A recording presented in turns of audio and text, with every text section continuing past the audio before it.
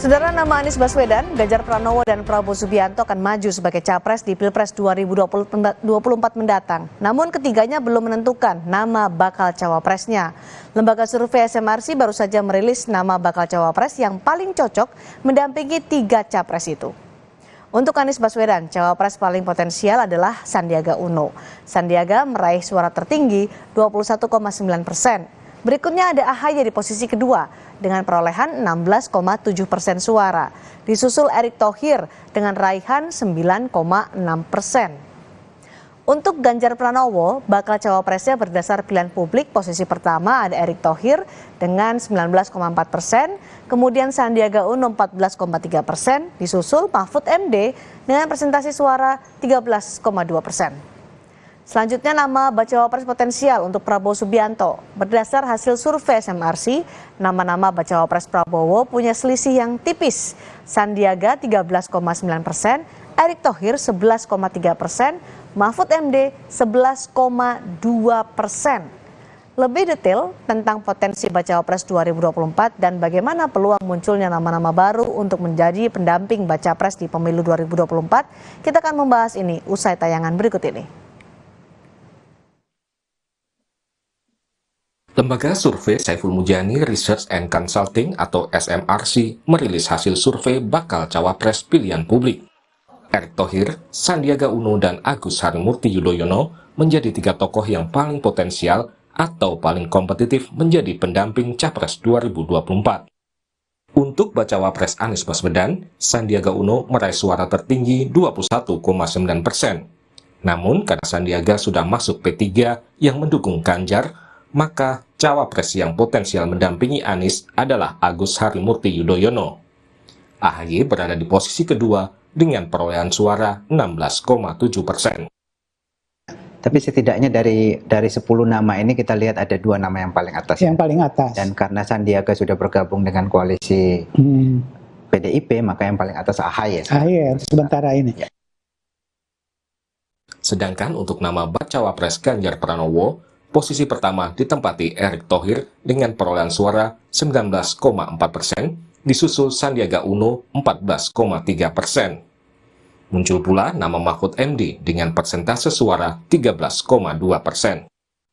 Erick bedanya sekitar 5%. Untuk signifikan secara meyakinkan harus 2 kali margin of error.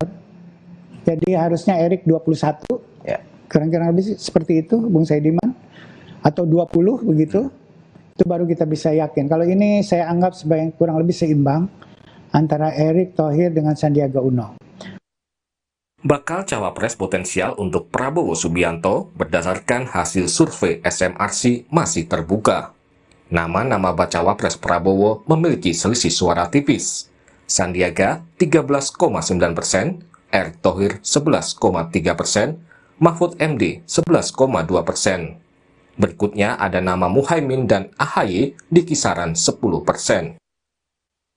Dalam hal ini tidak ada tokoh yang cukup beda dari tokoh yang lainnya menurut versi masyarakat siapa sebaiknya yang menjadi calon wakil untuk Prabowo Subianto. Sementara itu, Litbang Kompas Mei lalu juga merilis tokoh potensial sebagai bakal cawapres berdasarkan survei elektabilitas. Selain Sandiaga Uno, ada nama Ridwan Kamil dan nama AHY dalam 3 teratas. Namun 43,4% responden yang menjawab tidak tahu, membuat survei elektabilitas bakal cawapres masih fluktuatif. Artinya taruhlah separuh dari populasi yang kami survei itu masih menyatakan belum tahu. Jadi ketidaktahuan yang tinggi inilah yang sebetulnya juga harus kita lihat.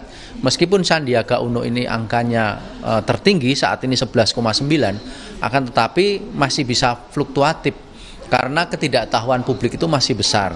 Kita masih belum bisa melihat bagaimana nanti reaksi publik kalau misalnya nanti dipasangkan dengan capres tertentu atau bagaimana cawapres itu sendiri nanti kalau dia berkampanye di dalam internalnya. 3 nama baca pres yang berpotensi maju di Pilpres 2024 mendatang hingga kini belum menentukan nama bacawa presnya. Sejumlah pengamat menilai figur bacawa pres akan menjadi penentu kemenangan di pemilu mendatang. Tim Liputan, Kompas TV.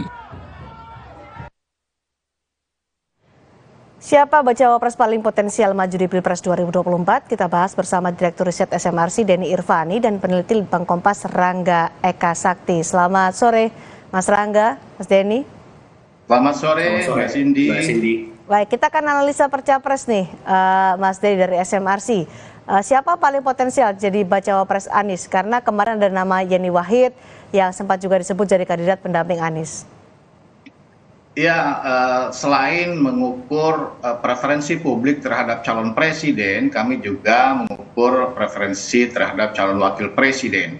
Kalau calon presiden sudah setahun terakhir kita sudah mendapatkan kira-kira kesimpulan yang sangat solid bahwa ada 3 nama yang selalu mendapat dukungan paling tinggi, yaitu Anies Baswedan, Ganjar Pranowo, kemudian Prabowo Subianto.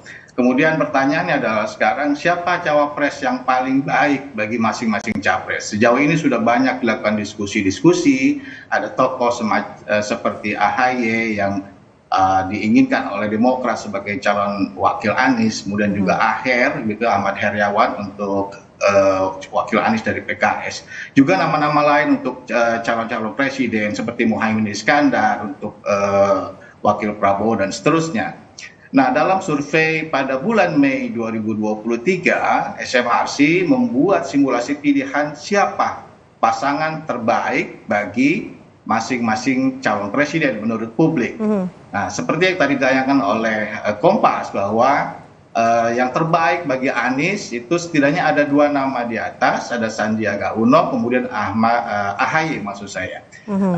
Cuma waktu kami melakukan survei pada bulan Mei, AHY itu belum masuk P3, sehingga kita melihat waktu itu masih ada kemungkinan Sandi belum masuk P3, sehingga masih ada kemungkinan Sandi bisa menjadi calon wakil presiden. Tapi kalau melihat konstelasi saat ini, Sandi menjadi kader P3 dan P3 mendukung Ganjar, maka bisa kita katakan bahwa AHY sejauh ini dari sejumlah nama adalah calon wakil presiden yang menurut publik adalah sosok yang paling baik bagi Anies Baswedan.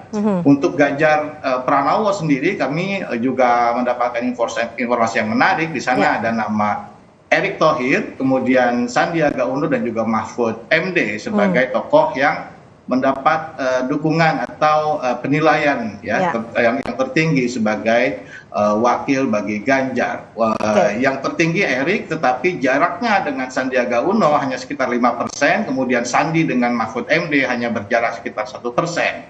Sementara untuk Prabowo Subianto itu kami tidak melihat ada tokoh yang sangat menonjol. Ada nama-nama seperti Sandi, Erick, Mahfud, kemudian Muhaimin Iskandar dan AHY bahkan itu jarak selisihnya hanya sekitar 1% satu sama lain, sehingga kita belum mendapatkan kesimpulan yang solid seperti apa sosok cawapres yang sangat ideal bagi Prabowo menurut kacamata publik. Demikian, Cindy. Ada perbedaan dengan Litbang Kompas ya, Mas Rangga, soal bacawa pres, karena di Litbang Kompas waktu itu belum ada nama Mahfud MD ya? Ya. Oke, pada saat itu ada Ridwan Kamil. Apa hasil dari Litbang Kompas supaya kita bisa refresh lagi ingatan kita pada hasil survei Litbang Kompas bulan Mei lalu? Ya, Mbak Cindy. Jadi memang Litbang Kompas itu kita melihatnya dari 2 sisi. Yang pertama secara umum dulu, kira-kira calon atau tokoh siapa yang pantas dirasa layak oleh publik untuk jadi bacawa pres. Itu ada 4 nama yang paling tinggi. Pertama ada Pak Sandiaga Uno 11,9%, kemudian ada Pak Ridwan Kamil 9,3%, ada Pak Erick Thohir 4,5% dan Pak AHY 4,1%. Itu secara umum. Kemudian kita coba lakukan juga simulasi ketiga calon tadi yang kemudian berbeda-beda, Mbak Cindy. Misalnya di kasus Pak Anies itu yang dirasa oleh responden kita paling cocok itu per Mei 2023 adalah Pak Ridwan Kamil dengan tingkat elektabilitas 15,8%. Di bawahnya ada Pak Sandi 13,8% dan Pak AHY 10,8%. Untuk Pak Ganjar itu yang dirasa paling cocok itu justru Pak Ridwan Kamil 14,9%, kemudian Pak Sandiaga Uno 14,1% dan kemudian Pak Erick Thohir 7,6%. Nah, yang terakhir simulasi untuk Pak Prabowo itu yang paling tinggi masih Pak Sandiaga Uno 13,5%, kemudian Ridwan Kamil 10,9%, dan ada juga Pak AHY lagi 7,2%. Jadi memang konsisten ya Mbak, kita lihat dari secara umum, dan ketika kita pasangkan memang nama-nama itu tadi yang paling tinggi ada di benak masyarakat. Oke. Lalu kalau dari SMRC juga muncul nama Mahfud M di dalam nama bacawa presnya potensial, sementara tidak ada nama Ridwan Kamil di sana. Apa penjelasan soal ini, Mas Denny? Ya, terima kasih pertanyaannya Cindy. Jadi dalam survei Mei kami membuat simulasi tertutup ya 10 nama untuk dipilih atau diinginkan publik sebagai wakil presiden atau pasangan dari masing-masing tokoh. Nah, memang waktu membuat simulasi pada bulan Mei kami mempertimbangkan sosok yang kemungkinan lebih mungkin untuk dicalonkan oleh partai dengan asumsi tiap partai hanya kita ambil salah satu saja. Ya. Nah, dari Golkar kita ambil Pak Erlangga Hartarto karena berdasarkan putusan partai Pak Erlangga bisa menjadi capres atau cawapres, sehingga ketika Pak Erlangga dimasukkan sebagai calon wakil presiden, Pak Ridwan Kamil pada saat survei Mei kami tidak masukkan karena kemungkinan kalau Pak Erlangga masuk, Pak Ridwan Kamil sebagai kader Golkar yang bukan ketua umum kemungkinan kecil untuk bisa menjadi calon wakil presiden. Namun demikian, saya kira kita akan lihat lagi dalam studi selanjutnya, barangkali perlu juga kita masukkan nama-nama yang lebih inklusif seperti Pak Ridwan Kamil dalam penelitian ke depan ya. Oke, tapi ada juga kemudian nama-nama baru yang sering sekali beberapa waktu terakhir disebut-sebut menjadi bakal cawapresnya potensial. Ada nama Yeni Wahid, kemudian ada AHY sekarang justru disebut-sebut setelah pertemuan dengan Puan Maharani, disebut-sebut ada potensi mendampingi Ganjar Pranowo. Di Ganjar juga ada potensial Menteri Basuki, Menteri PUPR, ada Ridwan Kamil. Peluang masing-masing nama-nama baru ini bagaimana, Mas Denny? Menurut saya masih sangat terbuka ya. Kalau kita lihat perolehan dukungan kepada calon wakil presiden, ini agak berbeda dengan pilihan kepada calon presiden yang sudah sangat konklusif pada 3 nama teratas. Dalam simulasi pilihan terhadap wakil presiden tidak ada yang sangat menonjol, katakanlah begitu. Dan ini pun simulasinya kita buat dalam simulasi tertutup. Ke depan dalam survei selanjutnya kami akan survei di bulan Juli. Kami akan mempertimbangkan nama-nama tadi ya untuk dilihat bagaimana preferensi publik terhadap seperti Yeni Wahid yang mungkin saja bisa menjadi calon wakil presiden. Mas Rangga, di Litbang Kompas bulan Mei lalu yang menjawab tidak tahu masih 43%, itu membuat bacawa pres, nama-nama bacawa pres sangat fluktuatif. Kemana mereka nanti pada saat mendekati pemilu presiden? Kemana suara mereka? Ya, itu tentu sangat tergantung dengan tadi ya demografinya juga Mbak. Ada mungkin yang di daerah tertentu di kota misalnya dia akan cenderung ke tokoh A, kemudian di daerah desa misalnya tokoh B, di Jawa dan di luar Jawa, kemudian dari segi demografi tingkat sosial ekonomi gitu misalnya, itu punya karakteristik yang beda-beda sih Mbak. Jadi memang kita masih mencari tahu, dan mungkin di satu sisi memang ini salah satu efek dari kita memang mengambil metode yang agak berbeda dengan SMRC ya. Kita kan terbuka, kita nggak pakai panel yang tertutup. Jadi memang kita pengen lihat goal kita adalah kira-kira dari banyak sekali nama yang muncul itu yang paling prominent, yang paling melekat di benak masyarakat itu yang mana. Makanya nama-nama yang keluar juga kemudian berbeda gitu kan antara satu dengan yang lain. Jadi 43% suara yang masih belum menjawab tidak tahu ini yang pada survei Mei kemarin akan ditentukan tokoh-tokoh yang sangat mereka kenal ketika dipilih nanti menjadi cawapres, begitu Mas Rangga ya? Ya, tentu juga itu tidak akan terlepas dari dinamika yang terjadi di elit juga ya.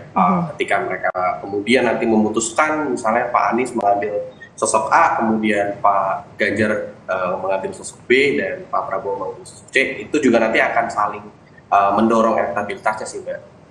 Terlepas dari tokoh tadi gitu ya. Jadi memang upaya partai juga nanti akan berpengaruh pasti. Oke, dari survei SMRC juga kalau kita melihat soal Anies Baswedan, baca wapresnya juga nama-nama yang sering diasosiasikan dengan Anies Baswedan beberapa kali survei sebelumnya. Begitu juga dengan Ganjar Pranowo meskipun ada nama Mahfud MD, nama baru di situ.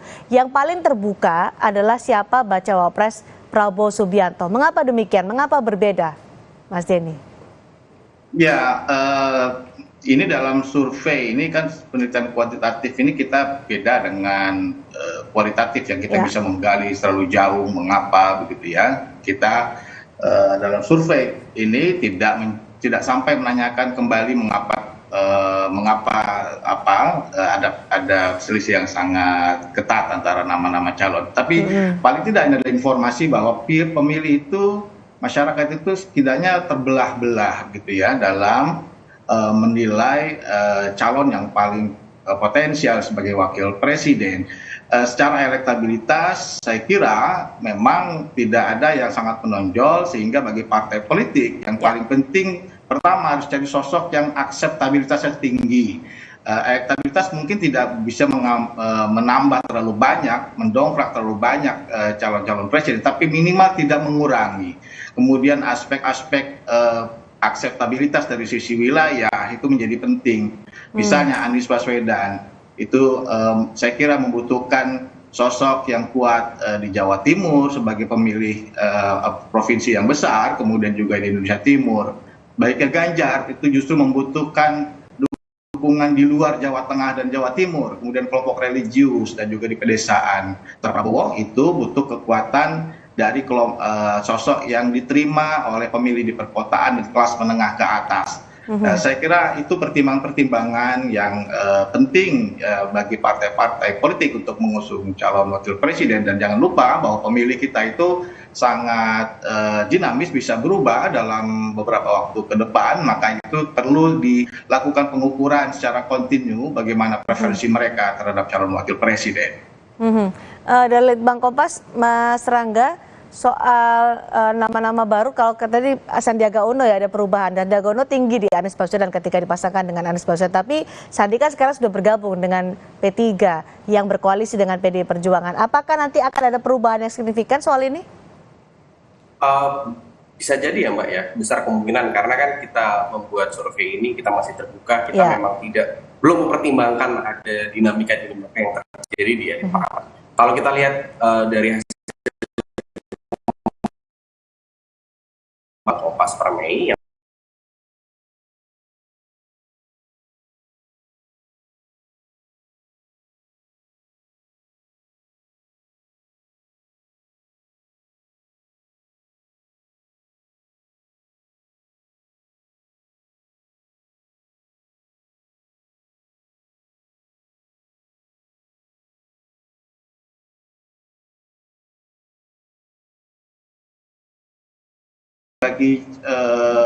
bagi presiden, calon wakil presiden itu setidaknya punya akseptabilitas yang tinggi di tingkat masyarakat dan bisa mengcover masalah-masalah yang lebih fundamental. Seperti dulu kalau Pak Jokowi membutuhkan sosok yang religius, karena pada saat itu mendekati pemilihan presiden, serangan pada Pak Jokowi yang sangat kuat dari sisi keagamaan. Saya kira Pak Ma'ruf Amin saat itu punya peran untuk bisa menetralisir persepsi terhadap Pak Jokowi pada saat itu. Oke, baik. Terima kasih Mas Denny, terima kasih Mas Rangga untuk insight-nya, pandangannya soal baca pres dari 3 bakal capres yang potensial. Menarik untuk disimak sampai nanti pada saat pendaftaran capres dan cawapres di KPU. Terima kasih pandangannya. Saudara, setelah pimpinannya bergantian dilaporkan karena dugaan pelanggaran etik, kini muncul rentetan kasus di tubuh KPK yang diduga melibatkan pegawainya. Lalu bagaimana menjaga marwah KPK? Kami akan bahas lengkapnya usai jeda bersama rekan saya Friska Clarissa.